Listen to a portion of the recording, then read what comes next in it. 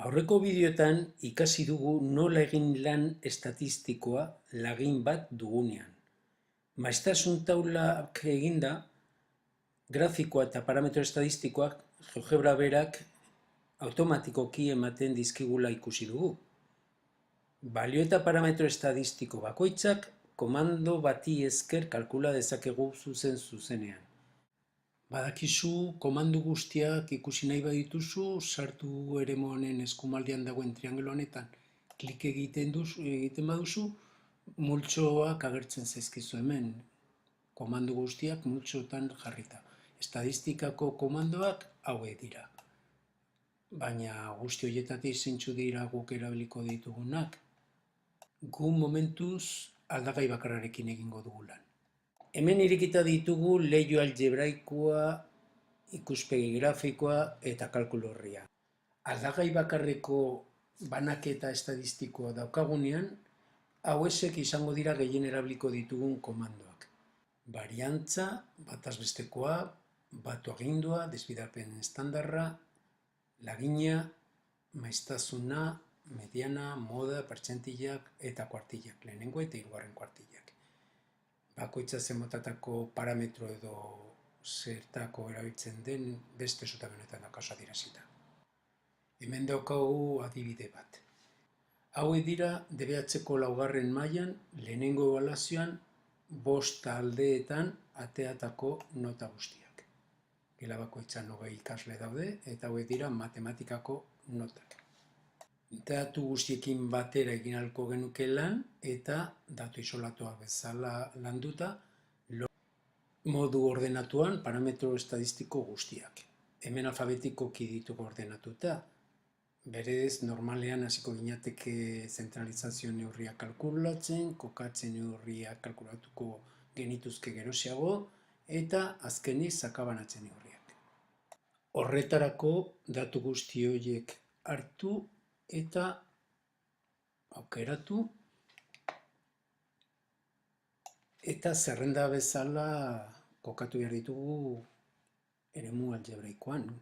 Behin aukeratuta, eskumako botoian sortu, zerrenda sakatzen dugu eta hemen ditugu. Hemen daude datu guztiak. Behin zerrenda osatuta batazbestekoa nahi dugula, sartu eremuan, batazbesteko agindua idatziko genuke, behin idazten hasten garela, hemen daukagu aukeratuko dugun eredua, datu isolatua ditugulako. Eta ze zerrenda da? Gure zerrendak duen izena da zerrenda bat. Hau da aukeratuta jartzen dugu zeta txikia eta bat. Enter egiten dugu eta hemen daukagu bateaz bestekoaren balioa. Desbidazio tipikoa nahi dugula, edo desbidadapen, idazten hasten garela, datu isolatuak dira, hau aukeratuko dugu, eta berriz zerrenda bat.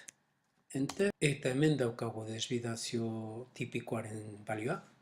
Horrela jokatuko genuke, datu isolatuak ditugunean, tartekatu gabe ditugunean. Gogoratu nola egiten genuen datu horiek tartekatzeko.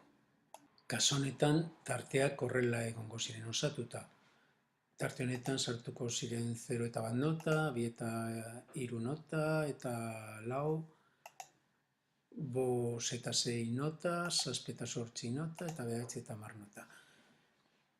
Gero ordezkaria bezala ez genuen hartuko erdiko balioa, baizik eta 0 eta 1 nota sartzen direnez 0,5. Kasu honetan 7 eta 8 nota sartzen direnez 7,5 sartuko genuke ordezkari bezala, zehaztasun gehiago izateko. Maiztasun absoluten zutabea betetzeko, sartu eremuan maiztasun agindua idatziko genuke. Maiztasun agindua betetzen hasten garela, hauxe da aukeratuko dugun eredua. Muga klasen zerrenda. Hemen ditugu jarrita, muturren zerrenda 0, 2, 5, 6, 9 eta 10 dira. Orduan, horiek zerrenda bihurtu behar dugu. Eskumako botoia, sortu, zerrenda. Zerrenda bi izenarekin agertu dira.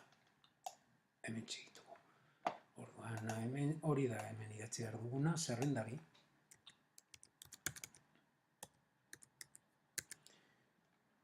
Eta gero, datu gordinak dira zerrenda bat bezala ezagutzen direnak. Zerrenda bat, enter, eta hemen ditugu maiztasunak, hoize dira. Orain, datuak horrela ditugula, datu taldekatuak bezala ditugula. Bataz besteko kalkulatu nahi dugula, bataz besteko idazten hasten gara sartu eremuan, hemen daukagu eta erabiliko dugu hauxe, datua taldekatuta daudelako. Zenbakien zerrenda zein da. Hemen ez daukagu ordezkarien zerrenda izango zen. Aukeratzen ditugu eskumako botoia, sortu zerrenda. Zerrenda lau.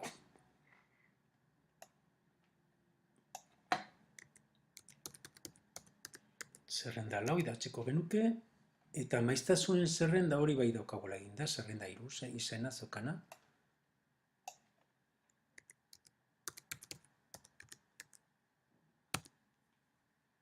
Enter, eta hauxe da datua taldekatu ondoren lortu dugun bataz bestekoa. Benetako bataz bestekotik hurbil dago. Ikusten da zehaztasun apur bat galdu dugula. Desbidazio tipikoa nola kalkulatuko genuke? Idazten hasiko ginateke, baina orain hau erabiliko genuke. Zenbakien zerrenda eta maiztasunen zerrenda. Zenbakien zerrenda esan dugu zerrenda lauzala eta maiztasunen zerrenda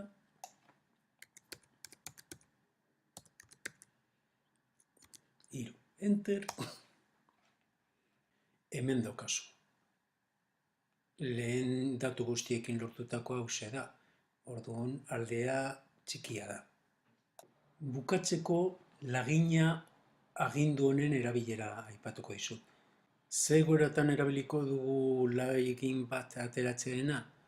Demagun datu guzti horietatik 10 ikasleren datua hartu nahi dugula zoriz.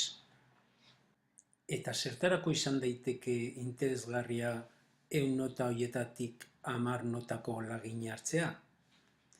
Gerta daiteke ikerketa bat egin nahi izatea Gasteizko Institututako 4. DBH-ko ikasleek matematikan ateratzen duten notarena. Horretarako, institutu bakoitzetik zoriz 10 ikasleren nota aukeratuko dira eta ondoren lagin guztiak bildu, lagin handi bat osatu eta horrekin azterketa estatistiko egitea.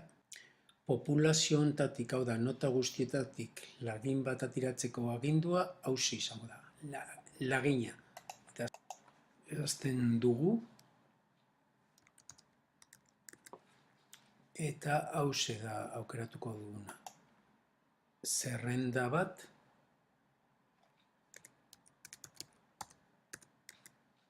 hortatik 10 ikasleko lagina hartu nahi dugu. 10 nota. Enter. Hauek dira zoriz aukeratu dituena. Berriz egingo bagenu. Zerrenda bat.